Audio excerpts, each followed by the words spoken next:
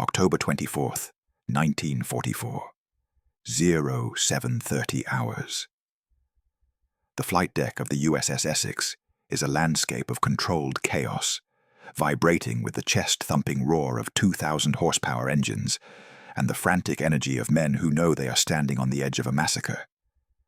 Commander David McCampbell, a 34-year-old veteran with 25 confirmed kills, already haunting the Imperial Japanese Navy, climbs into the cockpit of his F-6F-5 Hellcat.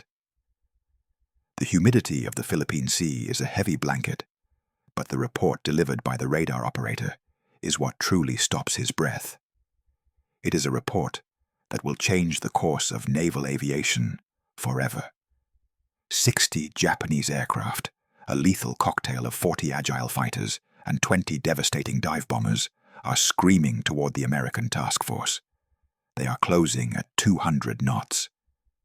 The distance, a mere 22 miles. The time to impact? Less than 6 minutes. McCampbell looks around his flight deck, and the reality is a cold slap in the face. Essex has exactly 7 Hellcats ready for launch, 7 fighters against 60 incoming hostiles. The math is not just bad, it is a mathematical death sentence. Standard military doctrine demands a 3-to-1 numerical advantage for those on the defense. Today, the Japanese hold a terrifying 9-to-1 hammer over McCampbell's head. This is the first day of the Battle of Leyte Gulf, and the American fleet is caught with its guard down. Task Group 38.3 is stretched thin across 60 miles of ocean, leaving the Essex vulnerable. As the plane captain straps McCampbell into his seat, the commander's eyes lock onto his fuel gauge. The needle is hovering at half full. There is no time to top off the tanks. There is no time to wait for reinforcements. Every second he spends on this deck is another second the Japanese dive bombers get closer to incinerating the thousands of men below him. He remembers the names of the 11 pilots he lost in the last 3 months, the weight of the ink on the letters he had to write to mothers and wives, and he refuses to let another name be added to that list today. His Hellcat carries 650 caliber Browning machine guns with 2,400 rounds of ammunition, but against known odds, it feels like a toy. He looks at his fellow pilots, Ensign Roy Rushing, Lieutenant Hayes, Lieutenant Johnson, men whose lives are now held in the palm of his hand. 7 against 60. The tactical manual, a book he knows by heart, says, "Never divide your fighters when outnumbered." But the manual assumes you have more than 7 aircraft to work with. If he sends all 7 together, the bombers might slip through the gaps and kill thousands. If he sends them all after the bombers, the Japanese Zeros will pick them off one by one from above. McCampbell makes his decision in the time it takes to pull a wheel chock. He points at 5 pilots and gestures toward the southern quadrant. "Attack the bombers," he signals. Then he taps his own chest and points to Roy Rushing. The 2 of them, just 2 Hellcats, will take on the 40 escort fighters. It is a decision that defies logic, a move that would be called insane if it weren't so desperately necessary. McCampbell releases his brakes, pushes the throttle to the wall, and feels the violent kick of the Pratt & Whitney engine as his Hellcat rolls down the deck and lifts into the humid morning air. Rushing is right behind him. They climb through 3,000 feet, then sow, then 10, their eyes scanning the horizon for the dark specks of death. 2 men against an entire air force. This is the 9-to-1 paradox. This is the moment where heroes are made or forgotten in a ball of flame. The sky is about to become a harvesting ground, and David McCampbell is holding the scythe now. Commander David McCampbell leveled off at 20,000 feet, the air through his oxygen mask tasting of cold rubber and pure determination, as the canopy of his Hellcat began to frost rime at the edges of the high-altitude Philippine sky. Beside him, Ensign Roy Rushing held a tight, disciplined formation, his wingman's presence a silent anchor in a world that was about to explode into high-velocity chaos. McCampbell understood, with the cold clarity of a veteran, that this wasn't just a battle of courage. It was a battle of energy management and the raw, unforgiving laws of physics. The F6 F5 Hellcat was a creature of industrial might, nearly 2,000 pounds heavier than the Mitsubishi Zero, a weight that many critics in the early days of the war had called a liability. But at 20,000 feet, that weight was potential energy waiting to be converted into terminal kinetic power. He checked his oxygen flow, feeling the rubber mask pulse against his face with every breath, and looked at the R2800 engine gauges. The Pratt & Whitney was humming with a deceptive smoothness, a 2,000 horsepower beast that was the literal heart of the Hellcat's dominance. He wasn't planning on engaging the Japanese in a low-level twisting dogfight where the Zero's lighter frame and superior turn radius could trap an American pilot in a deadly circle of attrition. Instead, McCampbell was going to execute the harvest, a rhythmic and brutal application of the dive and zoom tactic that had turned the Pacific War into a graveyard for the Imperial Japanese Navy. He rolled his 5-ton fighter into a steep 60-degree dive, the air screaming over the wings as the needle on his airspeed indicator blurred past 300, then 350, and finally settled at 400 knots. Gravity was now his primary weapon. He didn't aim for the center of the formation, where the escort was thickest. Instead, he hunted the stragglers, the weak links on the periphery of the Japanese swarm. At 800 yards, the first Zero appeared in his reflector sight, a target that never saw the silver predator diving from the sun until it was already too late. McCampbell's SAW-50 caliber machine guns spoke in a singular, devastating roar that vibrated through his entire body, the tracers drawing an orange line of death through the thin air. The Zero's right wing didn't just break, it disintegrated under the concentrated hammer blow of lead, and the aircraft rolled inverted, beginning a terminal death spiral into the blue expanse of the Philippine Sea. Mott kill confirmed. McCampbell pulled back hard on the stick, feeling the massive G-forces press him into his armored seat, his vision narrowing for a split second as the Hellcat converted its dive speed back into altitude. He clawed his way back to 20,000 feet, the engine groaning under the strain of the climb, and checked his 6. Rushing was right there, a perfect shadow, his own guns having claimed a second victim in the opening pass. Below them, the once disciplined Japanese formation was shattering like glass hit by a stone. The tactical cohesion that had protected the bombers vanished in 30 seconds of American aggression. Zeros and Oscars scattered in a dozen directions, their pilots' once confident formation now a frantic, uncoordinated mess of individual aircraft trying to find a target they couldn't see. McCampbell picked his second target, another Zero that made the fatal mistake of trying to climb to meet the Hellcat in a vertical fight. The American engine, built for high-altitude performance, laughed at the challenge. McCampbell nosed over again, the dive feeling even faster this time as his adrenaline spiked. He centered the Zero and pressed the trigger, a short bond-second burst that found the Japanese fighters' unprotected fuel tanks. The Zero exploded in a violent orange ball of fire, a cascade of secondary explosions marking the end of its flight. No parachute emerged. Kills so high. The battle settled into a grueling mechanical rhythm. Dive, fire, climb, repeat. McCampbell worked through the Japanese formation like a harvester through a field of wheat, his tactical discipline never wavering despite the overwhelming numbers of the enemy. At 0752, a third Zero fell. At 0756, a fourth.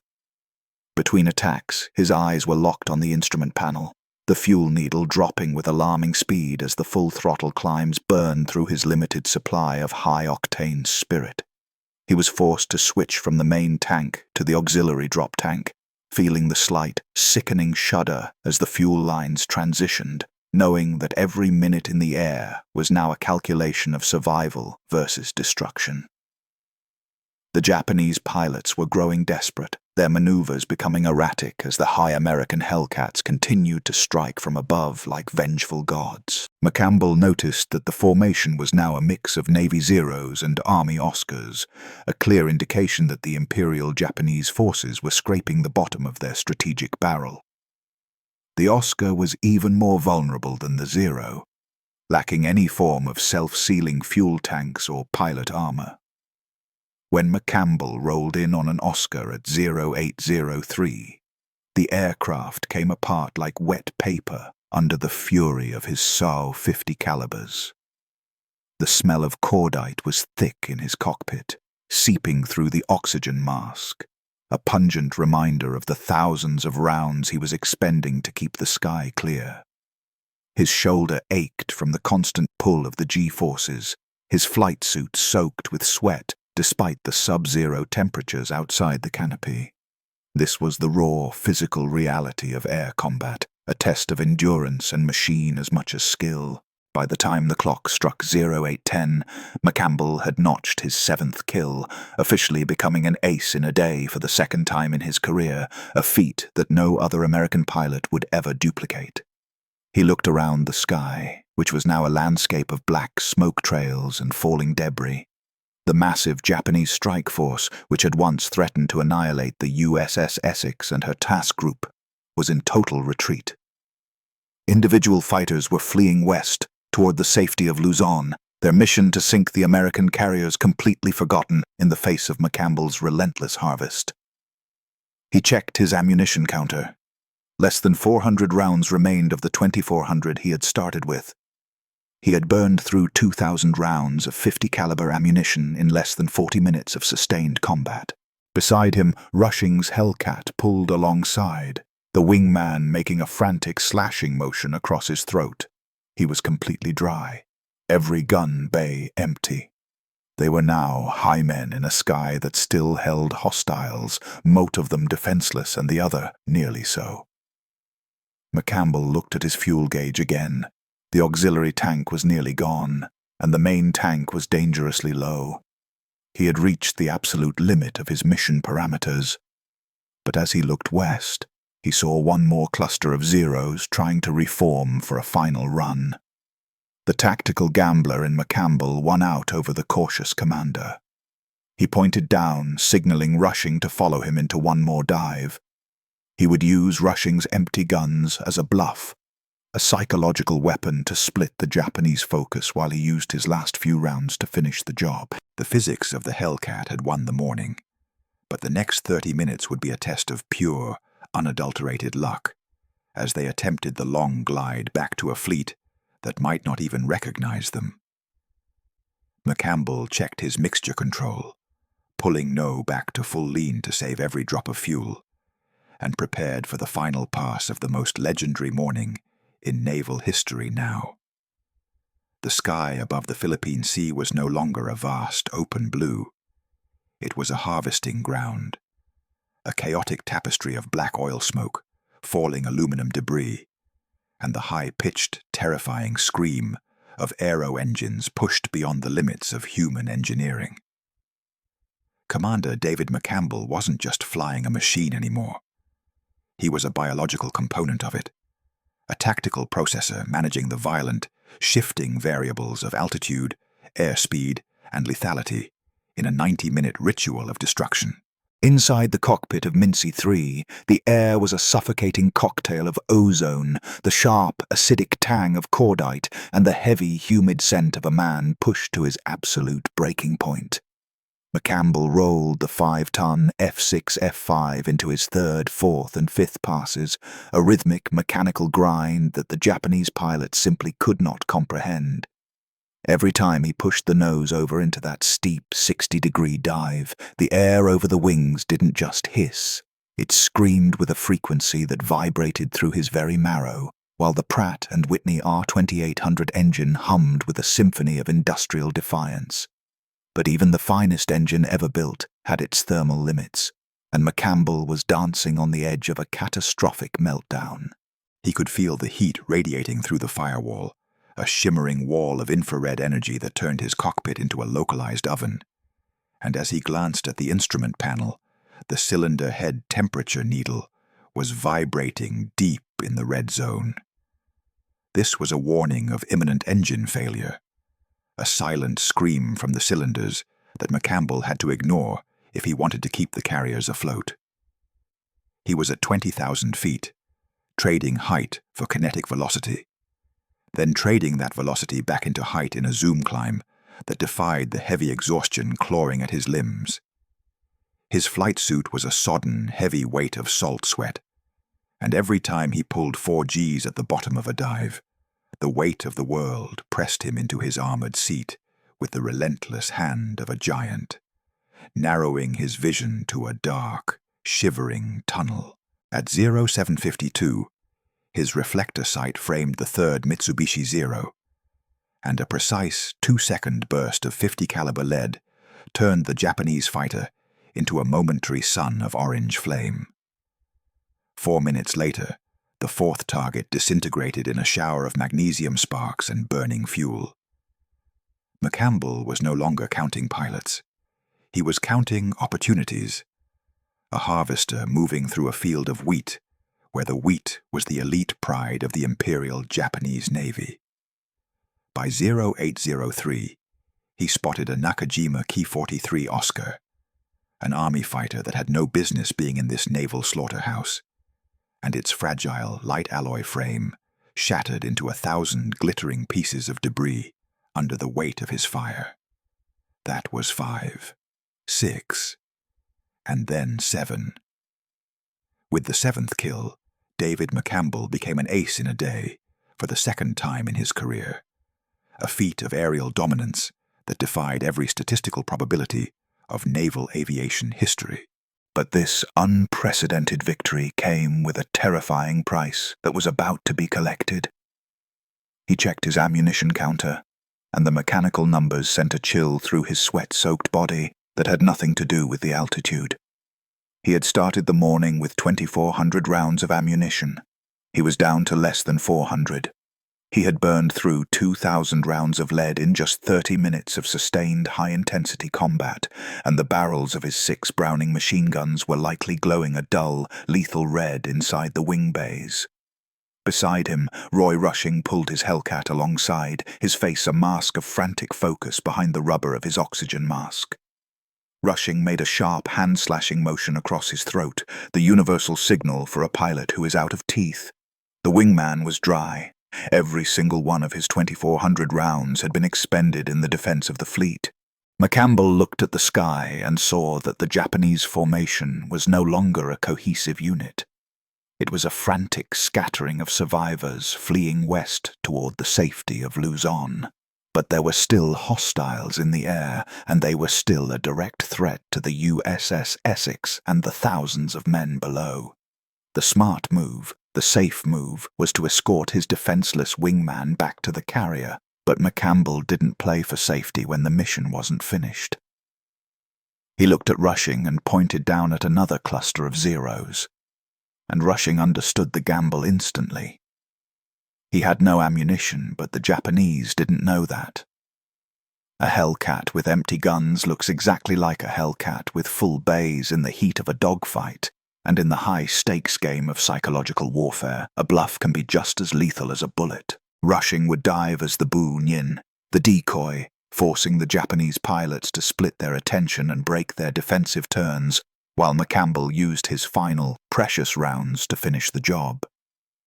McCampbell selected his 8th target, a Zero pilot who was a veteran, a man who saw the American hunters coming and reversed his turn to meet them head-on in a classic Japanese invitation to a turning dogfight.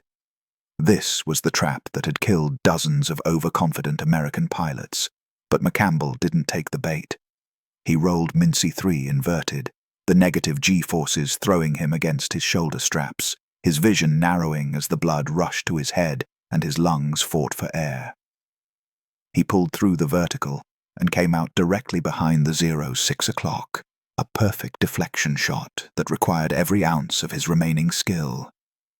He pressed the trigger for a microsecond burst, conserving his remaining lead with the precision of a diamond cutter. 50 rounds, maybe less, but it was enough.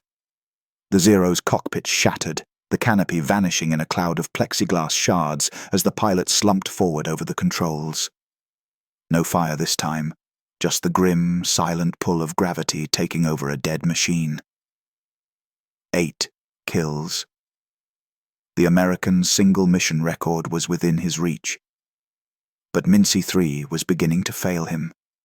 The engine was coughing, missing on 1 or 2 cylinders as the spark plugs began to foul from the prolonged full-throttle abuse. The cylinder heads were screaming for cooling air that simply wasn't coming in the thick tropical humidity of the Philippines.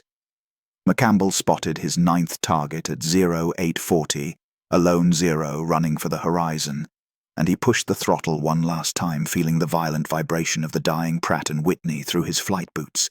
He closed the gap to 200 yards, put the pipper on the Zero's engine cowling, and squeezed. The tracers walked up the fuselage like a fiery ladder. The Zero's engine seized in a gout of black oil smoke, and the aircraft nosed over into a vertical plunge, disappearing into the thick overcast layer below. 9 kills. 9 Japanese aircraft destroyed in 90 minutes. It was a single-mission record for the United States Navy that would never be matched. McCampbell keyed his radio, his voice a gravelly, exhausted rasp. "Essex, this is McCampbell. 9 confirmed. Repeat, 9 confirmed." But as the adrenaline began to fade, a new horror replaced the heat of battle. He looked at his fuel gauge, and his blood went cold in his veins. The main tank was bone dry. The auxiliary tank showed an eighth, maybe 20 gallons of vapor and hope. He was 100 miles from his ship, flying a dying aircraft with a wingman who was a defenseless target. The harvest was over, but the price of the record was about to be collected by the unforgiving sea now. The silence following the exhaustion of 2,400 rounds of ammunition is a terrifying physical weight inside the cockpit of a fighter plane, a void that signals the transition from predator to prey. Roy Rushing pulled his F6F Hellcat alongside Mincy 3, his face a grim, sweat-streaked mask of exhaustion behind the rubber of his oxygen mask, and made the sharp hand-slashing motion across his throat that every pilot dreads. He was dry. Every belt of his 50-caliber machine guns was gone, his wings now nothing more than hollow, aerodynamic shells, and the 2,400 rounds he had carried into the Philippine sky were now nothing but hot brass shell casings scattered across the floor of the Pacific. Commander David McCampbell looked at his own counters and felt a cold spike of adrenaline that had nothing to do with the freezing air at 20,000 feet. He was down to his final few hundred rounds. He had 9-to-1 odds, a wingman who was effectively a target, and a Japanese formation that was beginning to realize the 2 American hunters were reaching their limit. Standard naval doctrine demanded an immediate retreat, a defensive withdrawal under the cover of the fleet's anti-aircraft umbrella. But McCampbell was a tactical gambler who understood that in the high-stakes theater of air combat, the most powerful weapon isn't lead, it's perception. He looked at Rushing and pointed down, signaling him to stay in the fight. He wasn't asking Rushing to shoot, he was asking him to be a ghost, a bunyin or a scarecrow, a psychological decoy that would force the Japanese pilots to split their attention between 2 threats. To the Imperial Japanese Navy pilots, a Hellcat with empty guns looks identical to a Hellcat with full bays. And McCampbell knew that as long as Rushing held his position, the Zeros would remain defensive, terrified of the silver spectre that was always hovering on their periphery. This was the 400-round Bluff, a tactical heresy that by all rights should have ended in fire. But McCampbell had a record to break and a task group to protect. He selected his 8th target, a Mitsubishi Zero that was climbing into a superior position, its pilot clearly a veteran who had survived the slaughter and was looking for an opening. This pilot saw the Hellcats coming and initiated a classic Japanese trap. The head-on merge, an invitation to a high-stakes, turning dogfight, where the lighter, more maneuverable Zero held every inherent advantage. McCampbell didn't take the bait. He rolled Mincy 3 inverted, the negative G-forces throwing him violently against his shoulder straps, his vision narrowing as the blood rushed to his head, and his lungs fought for air in the thin, oxygen-deprived atmosphere. He pulled through the vertical, executing a high-speed yo-yo maneuver that traded his massive kinetic energy for a perfect, geometric firing solution. He came out directly behind the Zero's 6 o'clock, his reflector sight framing the cockpit glass.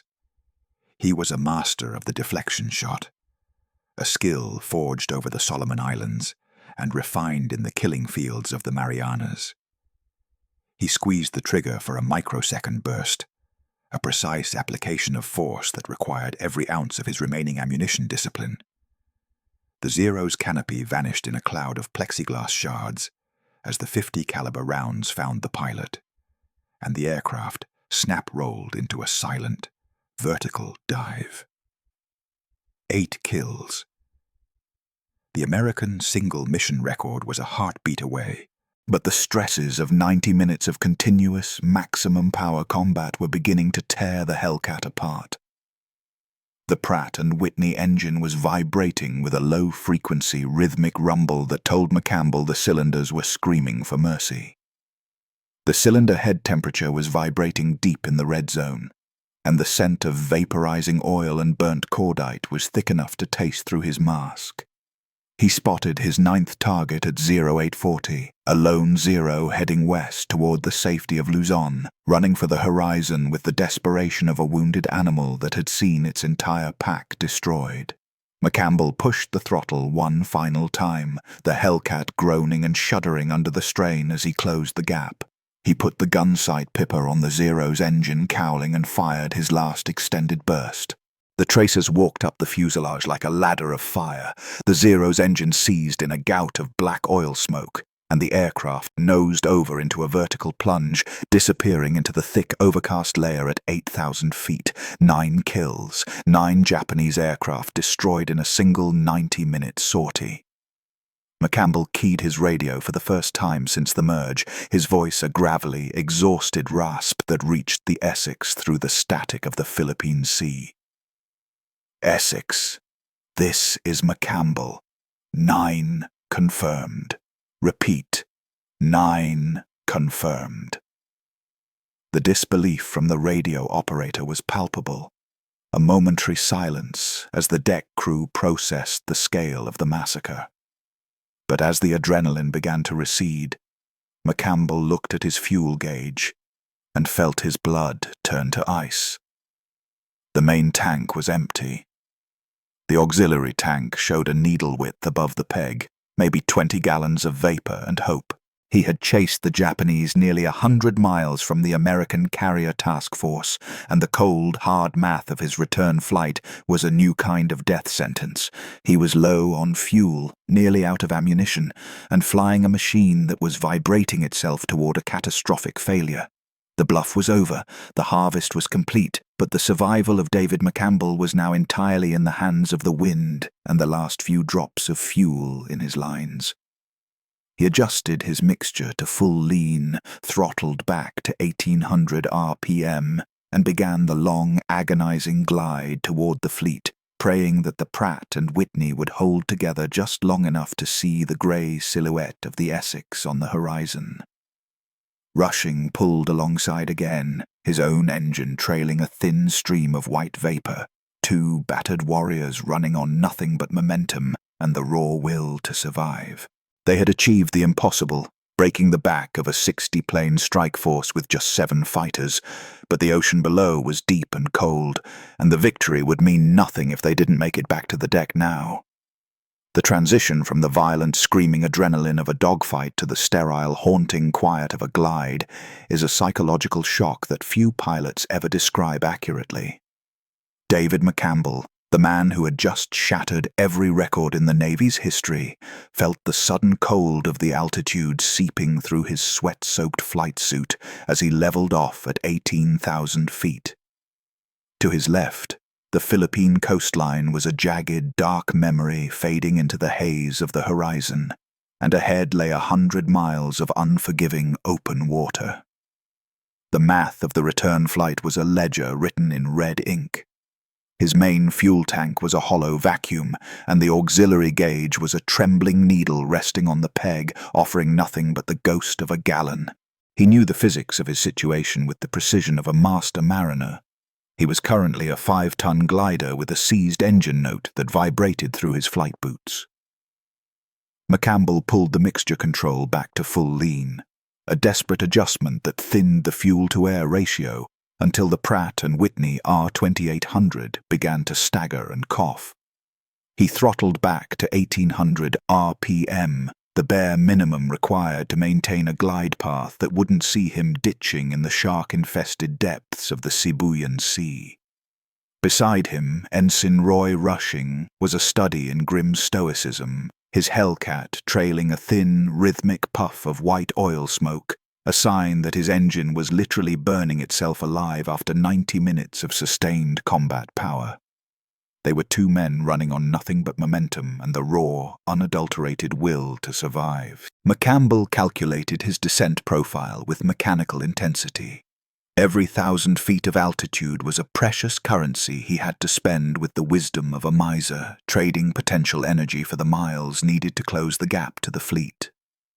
At his current height, he had roughly 36 miles of gliding range if the engine quit entirely. The problem was, the Essex was 50 miles away. The math simply didn't work. He had to keep the engine turning, even if it was just on the fumes clinging to the inside of the fuel lines. The silence in the cockpit was heavy, broken only by the whistling of the wind over the canopy and the intermittent, sickening sputter of the cylinders. The Pratt & Whitney R2800 was a titan of the sky, but even titans have their limits, and McCampbell was now asking it to run on the memories of gasoline. He looked at the vast, shimmering expanse of the Philippine Sea and realized that the temperature at those depths was cold enough to kill a man in 30 minutes, even if he survived the impact of a ditching. McCampbell had no intention of becoming a statistic in a dusty archive. At 50 miles out, the engine gave a violent convulsive shudder and the propeller slowed, then picked up again as the last of the auxiliary tank vapor reached the carburetors. McCampbell's hand moved to the fuel selector, clicking it over to the reserve tank, a tank he knew was likely as empty as the others. The grey specks of the American task force finally appeared on the shimmering horizon, tiny slivers of hope against the deep blue, but the relief was short-lived. A sudden flash of light from the destroyer screen signaled the beginning of a new nightmare. The American ships on hair-trigger alert, after hours of Japanese air attacks, had detected 2 unidentified contacts approaching from the direction of Luzon. His IFF, the Identification Friend or Foe transponder, had been shaken to pieces by the high-G maneuvers of his 9 kills. To the radar operators on the destroyers, he was not a hero. He was a suicide striker. A 5-inch shell exploded 200 yards ahead, a black, oily puff of smoke that sent shrapnel whistling past his wings. McCampbell gripped the stick, his knuckles white, as he dove toward the wave-tops to get underneath the proximity-fused shells of his own fleet. He was being hunted by the very men he had just died to protect. The concussion of the shells rattled his teeth and made the Hellcat's airframe groan in protest. 4 Hellcats from the Lexington's Combat Air Patrol suddenly dropped out of the clouds, banking into a classic intercept formation. McCampbell watched the lead fighter line up for a high-side run, the gun ports dark and lethal. He was too low to maneuver and too slow to run. In a moment of pure, terrifying irony, the American ace of aces was seconds away from being shot down by an American wingman. He desperately tried to bank the plane to show his markings, but the sluggish controls fought him. At the last possible second, the intercepting pilot recognized the white 15 on the tail of McCampbell's battered plane and broke away in a vertical climb. The fire stopped, but the fuel was gone. 2 miles from the Essex, the engine coughed one last time and died. The silence was absolute and deafening. The propeller windmilled in the slipstream, a useless fan that offered no thrust. He was a glider now, sinking at 800 feet per minute toward the dark water. McCampbell saw that the Essex's deck was fouled with landing aircraft, a parking lot of mahogany and steel that left him no room to land. He looked to his right and saw the USS Langley, a light carrier with a clear deck steaming into the wind. The Langley was a light carrier, a smaller, narrower platform than the Essex, making the margin for error in a dead-stick landing almost non-existent. He had one chance. A dead-stick glide into a pitching deck. No power for a go-around, no flaps to steepen his descent, and no hydraulic pressure for anything but the landing gear. He dropped the wheels, hearing the heavy, mechanical thump as they locked, the drag immediately pulling his airspeed down toward the stall. He crossed the stern of the Langley at 50 feet, the LSO diving into the safety net as McCampbell ignored the wave-off paddles. He hit the deck hard, the tailhook catching the number 3 wire with a violent neck-snapping deceleration that threw his head against the rest. The aircraft stopped, the wire groaned, and in that same instant, the propeller stopped dead. David McCampbell sat in the sudden, deafening quiet, his hands still shaking on the controls, watching the fuel needle rest perfectly on the zero. He had traded his last drop of gasoline for a place in history. He sat in the silence of the Langley's deck, the only sound the ticking of the cooling metal in his engine and the distant, muffled cheers of the deck crew who had just watched a miracle. He was the ace of aces, and he had come home on nothing but vapor and gravity now. The silence on the deck of the USS Langley was the first thing David McCampbell heard after 90 minutes of mechanical screaming and gunfire, atmospheric quiet that signaled his return from the edge of the impossible. As he climbed down from the cockpit of Mincy 3, his legs nearly gave way under the weight of an adrenaline crash that had been building since his first dive over the Philippine Sea. He was who had just rewritten the ledger of naval combat, but he looked like Ghost, his flight suit soaked with salt sweat and the smell of cordite clinging to his skin like Leia. While the medical corpsman checked his pulse on the breezy flight deck, an ordnance chief climbed onto the wing to perform ammunition check. That pass into legend. He opened the bays expecting to find the weight of unspent belts, but instead he found only hollow darkness and the sharp tang of scorched metal. Out of the 2,400 rounds of .50 caliber lead loaded that morning, David McCampbell had fired exactly 2,398. He had 2 rounds remaining in his guns. 2 rounds. It was a 99.9% expenditure of ammunition that resulted in 9 confirmed kills, a feat of ballistic discipline, and that defied every statistical probability of the war.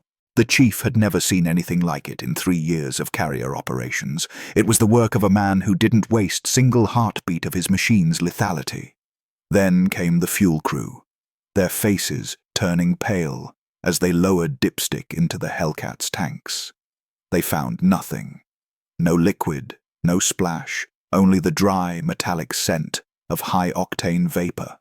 The Pratt & Whitney engine had been running on residual fumes trapped in fuel lines for final 5 minutes of the flight. If McCampbell had spent even 60 seconds more chasing that 9th zero, or if he had ignored his tactical instincts and tried to reach the Essex instead of the Langley, he would have ditched in the deep, cold water of the Pacific, 3/4 of a mile short of the deck. The math of his survival was as narrow as the wire that caught his tailhook. David McCampbell was awarded the Medal of Honor by President Franklin Roosevelt in January 1945. The citation recognizing his superb skill against overwhelming air power, and his pivotal role in protecting the entire task group from annihilation.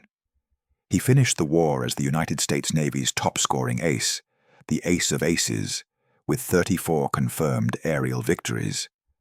He remained a man of quiet, humble service, eventually retiring as a captain after 31 years of duty. Today, if you walk through the doors of the National Naval Aviation Museum in Pensacola, Florida, you can stand in the silent shadow of Mincy 3. There, preserved in the deep navy blue paint and white stars of Air Group 15, sits the machine that carried one man through a 90-minute storm of fire and steel. The 34 Japanese flags painted on the fuselage tell the story of a pilot who combined perfect training with impossible courage. McCampbell proved that when everything is on the line, the most powerful weapon isn't the machine, it's the mind of the man in the cockpit. He was a hero who didn't wait for permission to save his fleet. A pilot who used physics as a shield and gravity as a sword. David McCampbell's record still stands 80 years later, a beacon of what is possible when grit meets imagination in the service of a nation that will always remember the courage of the men who flew into the fire to save the world from absolute darkness and ensured that the legend of the Ace of Aces would live on forever.